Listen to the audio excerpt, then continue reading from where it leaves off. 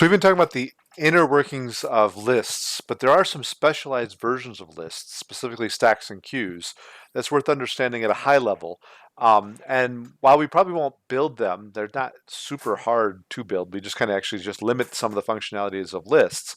It is important to know how they're used as part of your data structures and algorithms education. So the thing about lists is they're great, but sometimes they're a little bit too flexible. Um, so, for instance, in the law, sometimes we lament some of the flexibilities, particularly like tax law, when we find out that certain individuals or certain corporations aren't paying any taxes. They pay less taxes than you. How is it? They're super rich. They make all this money. How are they not paying taxes? Well, that's the flexibility of our tax law, for instance. Um, I'm not trying to make a statement pro or con of that. It is what it is. There are reasons tax law is flexible, and there's reasons why lists are need to be flexible. Sometimes people pay less taxes because they're spending money on other things. People you might, if you own a home, you might pay less taxes than somebody else because you get a deduction on your mortgage, and we want you to own a home. That's a great thing. But there's also times where we don't want that. In the tax equivalent, it's like a flat tax. Again, no politics here, not trying to advocate one or the other. It's just an alternative where you say, these are the rules. I don't care if it's fair or unfair. This is the rules. This is what you can do. So, some important terms to think about in these specialized lists is a term called FIFO and a term called FILO. There's also variation of this we'll see in a second. But FIFO is first in, first out. So you can think of this as the standard way most lines work. The first person to get in line is the first person to get out of the line. Um, where the alternative is the first one in is the last one out.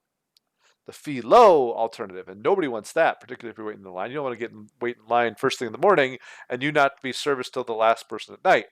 So the idea of a FIFO is a queue. It's kind of like, as I said, a line at the grocery store. The first person in is the first one who gets serviced. Where a philo is like a stack.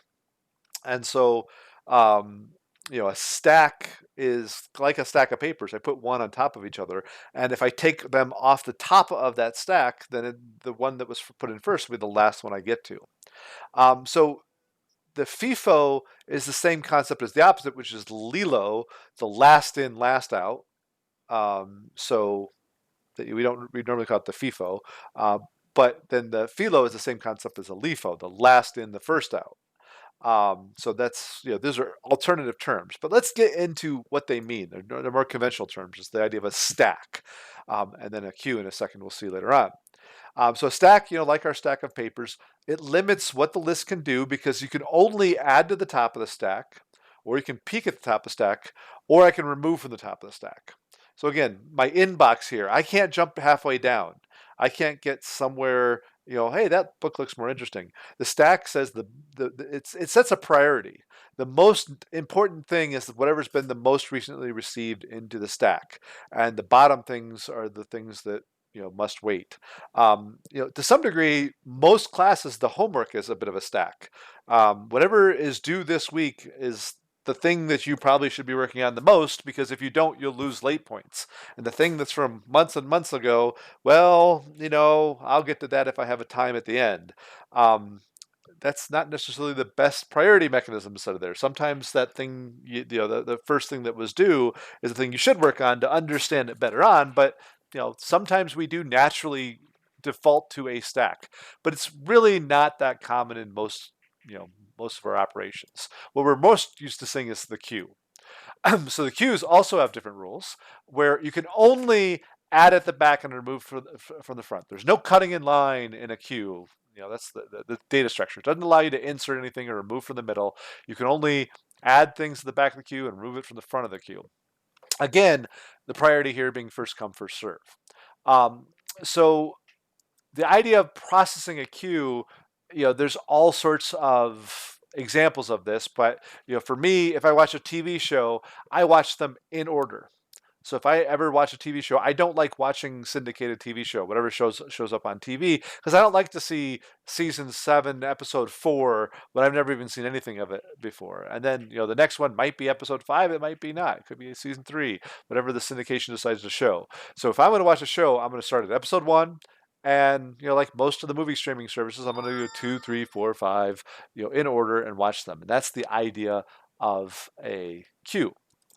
A stack is really, really common in computing. Stack processing is super common when we think about the way programs call each other.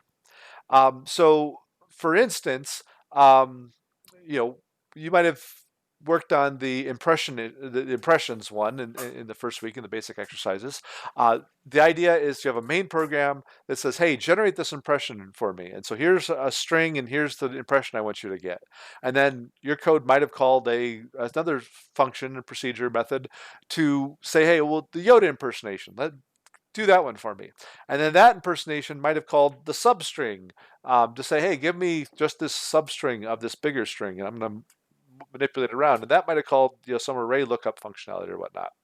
Well, the idea behind a stack is I can't give you the full answer until the smallest piece has been reconciled and moved back. And so the way stacks work in computers is, I have my main program and my program starts there. And so it creates its data, it does its work, it starts moving along until it calls something else. And so it's going to go off and call the impersonation generator. And we're going to pass control over that. But I'm not done yet. I still have work to do. I just need, given this quote and this type, I need you to give me back the impersonation so I can continue to go on and do more of my work. But I'm kind of stuck until I have that done, right? So again, if you want to drive to work, you have to get a driver's license first, and so it's worth waiting in line at the BMV, the DMV, whatever you have in your state until you get that. And that's going to interrupt what you have going on. You're not going to continue life until you get your driver's license in this analogy. But then the impersonation generator, it needs help from the Yoda job. So my program counter says, "Okay, well, now it's your turn. So I'm going to give you the quote. I'm going to wait until you give me the impersonation back." And so it starts doing its work. And then at some point along, it passes along some stop and start to a substring and say, "Give me this little substring." And you're going to return to me a smaller substring. And that might be going off and doing array stuff and all of its sort of thing. But I have to wait for that substring before I can do anything else, right? So the array stuff finishes and the substring comes back, and then it returns back the smaller string to me, and so I'm done with that. And then I continue along with my Yoda impersonation, and I work through the rest of the string, and I get the whole string, flipping the words and whatnot. And then I return my impersonation back to the person who called me, and then it might clean that up a little bit and return that back to the main program, and the main program is going to print it out and do its thing. But the stack is a really useful construct for ordering things in that priority way. So the reality is all of the list stack queue have the same core structure underneath. They have the same foundation. That whether the bridge is a rope bridge or a truss bridge or whatever, they all are anchored in the same structures. Whether it's a linked list or an array or whatever, it's the rules, the operations that are allowed on them that change. But by setting those rules and thinking of them in terms of those rules, then all of a sudden it gives us an interesting flexibility to how we deal with that. So again, queues pretty common. Most lists kind of behave like a queue for the most part, whether we use them as such or not. It's not always that common that we are that strict on a list, but a stack is really useful for being strict on, and that in the last in first out or first in last out structure is really important for how we process data, and we're going to have an example of playing with that this week. I'm not going to get into building it or something like that, but it's a really relatively simple example we're going to do that can be really complicated to figure out without a stack, but thinking in terms of a stack, hopefully we can figure it out pretty quickly and easily.